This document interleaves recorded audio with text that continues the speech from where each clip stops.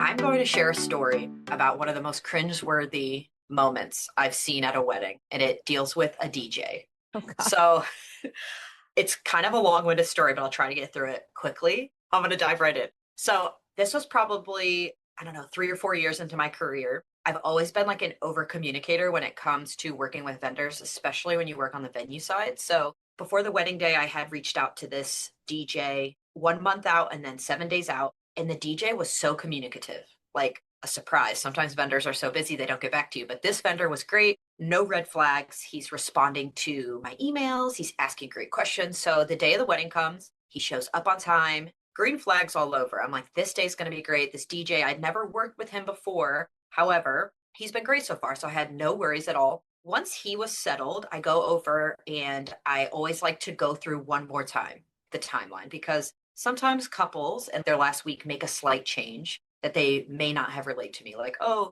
we're actually going to do the mother son dance before the father daughter dance. Mm. And so they may have told their DJ that, but maybe they didn't tell me that. So I go over to the DJ and I'm like, hey, Mr. DJ, this is my timeline. I just want to make sure that yours looks exactly the same and there hasn't been any changes. He's like, 100%, we're on the same page. I'm like, this is great. I then go over all the key songs. So I'm going over the processional music, the recessional songs, and then their key songs for like first dance, mother son, father daughter. And we have everything the same. It's matching up. He has it on his computer. We're good to go. Ceremony happens, great. Cocktail hour happens, fabulous. And then it's time for the reception.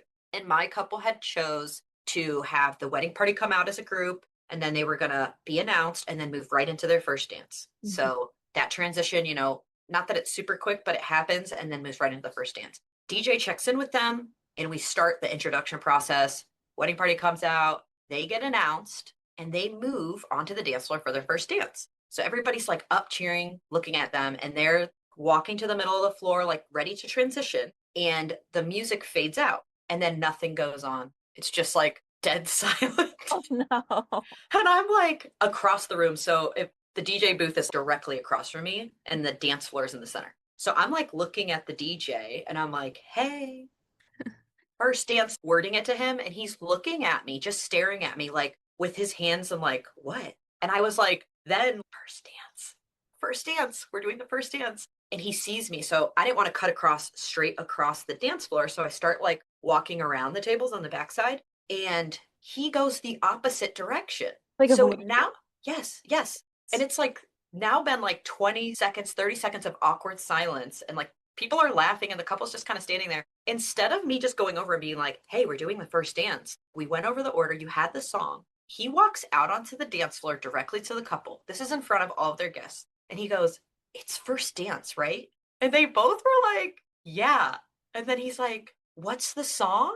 And Mhm. they say the song. I don't remember what it was, but it was like a Michael Bublé song. Yeah. And then like goes back nonchalant, like nothing happened, and goes, okay, everybody, we're gonna move into the first dance, and then puts the song on. And I was like, that I wanted to crawl under a rock and die. I'm like, you prepare, you prompt them, you make sure everything's good, and then for the DJ then to like, I don't know what happened. He had like a blip in his brain and just Yeah. forgot what he was doing. But it was so cringeworthy. And then later in the day, when they're doing the cake cutting, he did one of my least favorite things in the whole entire world when a DJ is like super talkative on Mhm. the microphone and he started narrating the cake cutting. He was like, okay, everybody, they have the cake cutting set. All right, they're slicing the cake. Now they're pulling the cake out. Are they going to slam the cake in each other's faces? And like everyone was just like, this is terrible. So Oh. yeah, it was two cringeworthy moments from the same DJ. Immediately after that wedding, I put him on like the do not book list. And I did send him an email being like, hey, do you want to talk about what happened? And he literally was just like, yeah, I just like forgot the timeline.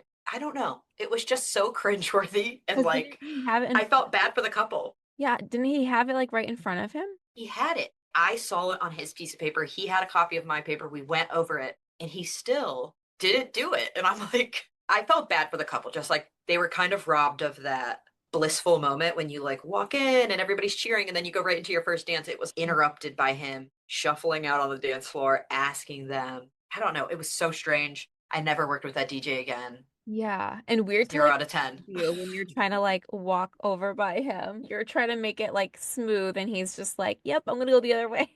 I was baffled. It was just one of those moments that I'll remember for my whole life. Like I'm so weary sometimes of DJs because of that one experience, even though I know there's amazing professional DJs out there, but like Yeah. every time I get this like sinking feeling like, gosh, I Yeah. hope they know what they're doing. Probably because, yeah, you never saw that coming. Like everything looked No, till that point, and so then all of a sudden you're like, are they gonna surprise me with a random? right. Like I could understand if there were red flags, like he wasn't communicating, he wasn't answering emails, but like nothing. It was just that moment. And I'm like, that was so strange and also just kind of sad. I'm like, Yeah. I wish I could rewind time, but I can't. Yeah. Oh my gosh. I heard a story not that long ago, and I can't remember if it was the DJ or what, but they forgot to turn the music on while she was walking down the aisle. And she said she was already very like uncomfortable with all eyes on her. So imagine just like a silent room then. Wait, I could give you a second story on Yeah. this. Yeah. So this story also deals with music not going on the aisle. I will never forget this. This was like pretty recent, not pretty recent, but like within the last 5 years. Yeah. We had this happen where we call them ghosts. Like sometimes in old buildings, things happen and you're just like, what? We had the song playing, like the team was playing the music.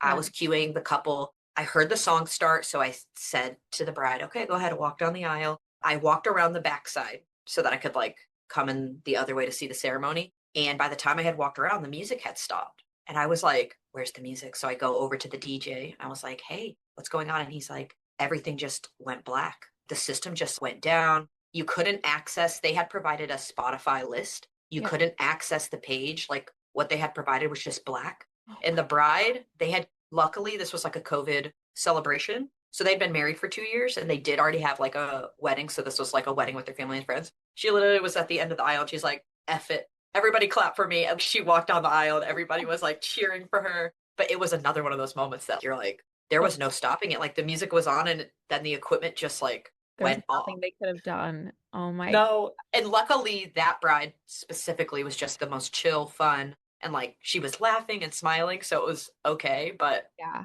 I would Oh have freaked out, I my think. gosh. Yeah.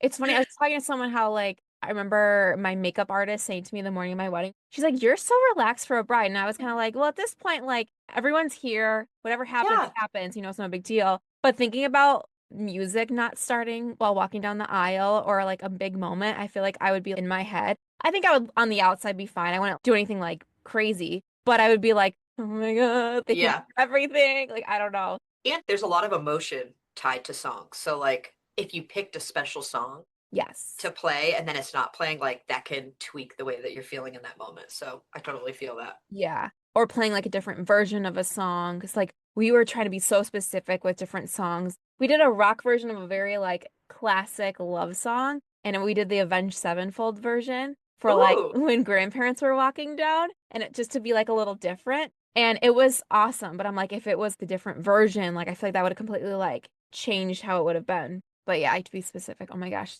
Cringy, cringy. I know. Um, okay, let's go into some wedding hot takes. Ooh, So yay. this is just getting your opinion on some hot takes people have that they submit to me. Is it okay to ask for money instead of gifts, or does it come off as greedy? So I think there is a more tasteful way to ask for a monetary gift. I think it is definitely tacky if you're saying like cash only. We only want cash. I have seen people do that. I have heard stories where you're like, ooh, and people are going to gift kind of whatever they'd like. So I think there's a tasteful way to ask it if you are looking for monetary gifts. However, I do kind of agree it is a little greedy and a little tacky to be like forcing that because a gift for a wedding is not mandatory, and then to like be demanding a certain type of gift I Yeah. also think is it's not my style. I wouldn't Yeah. recommend.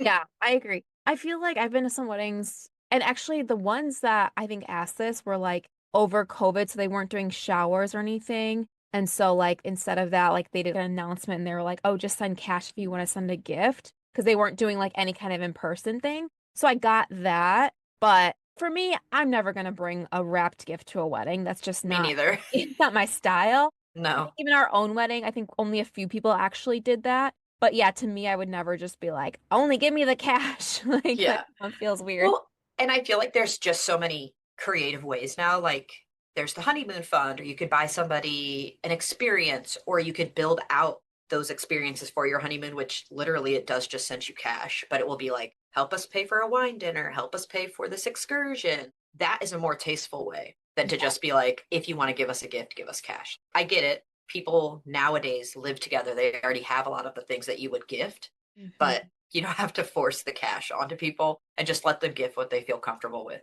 Yeah. And if it doesn't work out, you can return it and get the cash for it, but Right. something else out. Don't make a big, yeah, stink about it. Yeah, I had some people like comment one time about, I was talking about the honeymoon, how it's like you can gift for like a honeymoon, whatever that program is. And they were like, I'm not funding someone's honeymoon. And I was like, well, if you're giving a gift at a wedding, you don't know how they're going to use that money, whether they use it for new Right. bed sheets or a drink at the bar, you're not going to know. So if you just want to like give a gift, you have to know that that's their choice how they want to spend it.